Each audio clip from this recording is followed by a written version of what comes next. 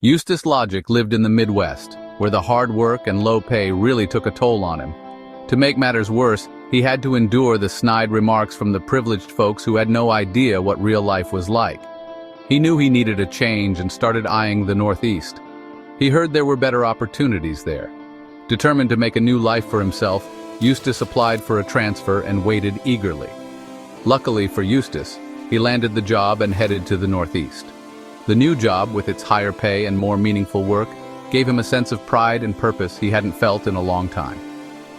Eustace thrived in his new role and enjoyed the simpler, more fulfilling life the Northeast had to offer. But just as he was getting comfortable, news from the Midwest reached him, and he had to head back immediately to take care of some personal matters.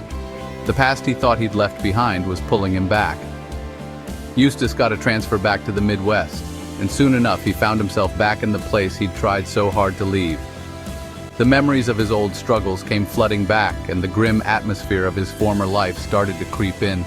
The familiar despair was overwhelming, and Eustace realized that staying in Missouri any longer would crush whatever spirit he had left.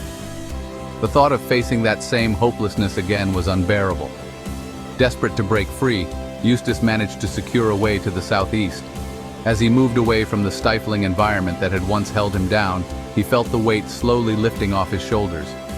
Gradually, he began to regain his sense of self, shaking off the hopelessness that had crippled so many back in St. Louis.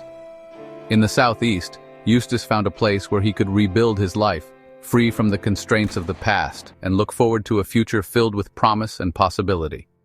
Credits: written by Julius Lawton, narrated by Wyatt Robes,